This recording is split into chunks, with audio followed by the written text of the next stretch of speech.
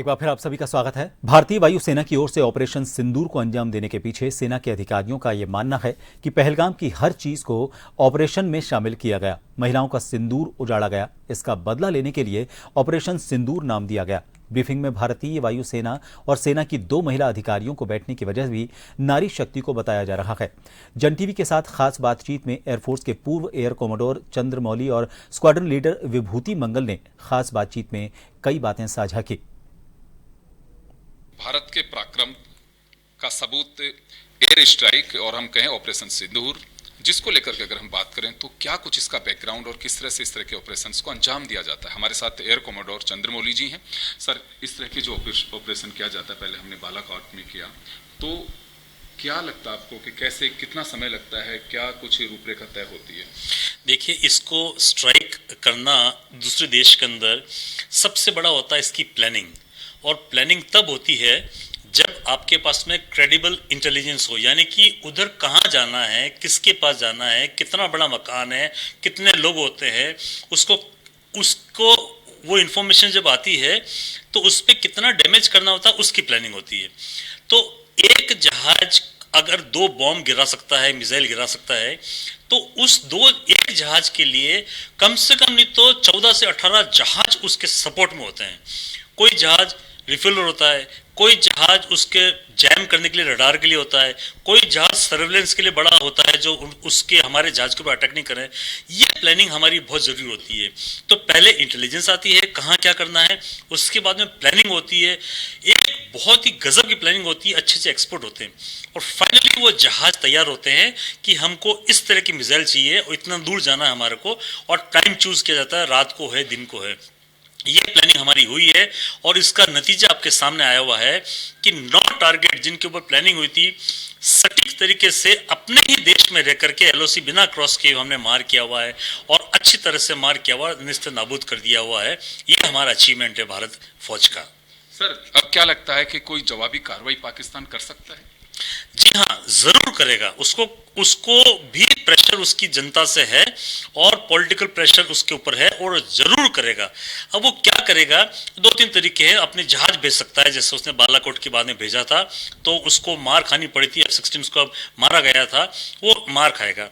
दूसरा, वहीं बैठे बैठे अपनी मिसाइल चला सकता है, उसके पास मिसाइल है तो हमारे एयरबेस के ऊपर गिरा सकता है मिसाइल को, हमारे मिलिट्री एरिया में गिरा सकता है, कोई डैम वगैरह में, रेलवे स्टेशन गिरा सकता है। ये कर सकता है, जिसके लिए हम तैयार हैं, हम मिसाइल को तोड़ने के लिए। तीसरी चीज वो कर सकता है, अपने स्लीपर सेल से यहाँ पे अपने छोटे मोटे डैमेज करा सकता है कि इनकी रेलवे लाइन उखाड़ दो, एक रेल हो जाएगी, बच्चों के बस के अंदर कर दो। इस तरह की नीच हरकत वो करता ही रहता है और कर देगा। वो स्लीपर सेल का काम कर सकता है। तो हमको इसके लिए मुस्तैद रहना पड़ेगा, जागरूक रहना पड़ेगा, और ध्यान रखना पड़ेगा कि इस तरह की हरकत जो नागरिक देख सकता है उसको रिपोर्ट करे, वो नहीं करे। और जहां तक उसके मिसाइल और हवाई जहाज की अटैक वो प्लान करता है, उसके लिए फौज पूरी तरह से तैयार है, और हम उसको मुंह तोड़ जवाब देंगे अगर वो करता है तो। जी, तो चलिए इसी ऑपरेशन से जुड़ी हुई अगर हम बात करें, क्योंकि बालाकोट के वक्त हमारे साथ अभी स्क्वाड्रन लीडर विभूति जी हैं, जो उस वक्त भी एयरफोर्स में थी। विभूति, मैं 2 बातें जानना चाहूंगा यहाँ पे। एक तो क्योंकि टारगेट किलिंग थी इसमें, जो पहलगांव में जो घटना हुई उसमें पुरुषों को ही इसमें टारगेट किया गया था। हमने पुलवामा का जवाब बालाकोट में लिया। ये जवाब भी हमारी सरोजमी से पाकिस्तान के लॉन्च पैड्स को हमने ध्वस्त किया।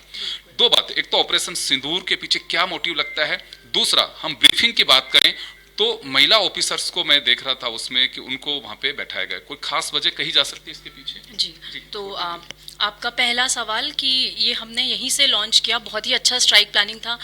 किस तरीके से प्लान किया गया, चंद्रमौली सर ने अभी एक्सप्लेन किया कि कंप्लीट ब्रीफिंग दी जाती है, मिशन प्लानिंग की जाती है, इलेक्ट्रॉनिक इंटेलिजेंस एवेक्स को इस्तेमाल किया जाता है, उसके पश्चात बैटल डैमेज असेसमेंट करते हैं, जिससे हमें मालूम चले कि जो हमने अटैक किया है, स्ट्राइक किया है, उसका डैमेज 100% किल रेट है या नहीं। इस बार हमने इंटरनेशनल बॉर्डर्स भी क्रॉस नहीं किए, ये काफ़ी अच्छा था। दूसरा कि अगर हमने महिलाओं को ही चुना है ये ब्रीफिंग देने के लिए, आई थिंक ये भारत का बहुत ही सटीक सटीक जवाब है उन लोगों के लिए जिन महिलाओं के सामने, जिन बच्चों के सामने उनके पिताओं को, उनके हस्बैंड्स को गोली मार दी। आप सोचिए उनके शरीर पे, उनके कपड़ों पर छींटे आए उस खून के।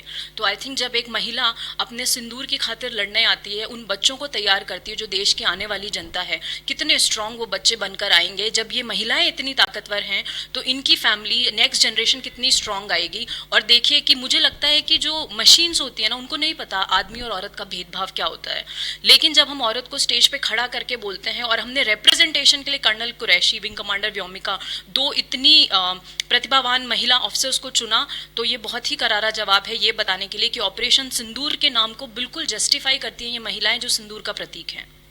तो चलिए, हमारे साथ एयरफोर्स के दो पूर्व अधिकारी जिन्होंने बताया कि सर्जिकल स्ट्राइक किस तरह से होती है, क्या उसकी अपेक्षाएं होती हैं, कैसे टारगेट किया जाता है, और ऑपरेशन सिंदूर को लेकर के स्क्वाड्रन लीडर विभूति ने बताया कि इसके पीछे एक मोटिव हो सकता है। तो चलिए, कैमरा पर्सन मनमोहन के साथ योगेंद्र शर्मा, जन टीवी न्यूज, जयपुर।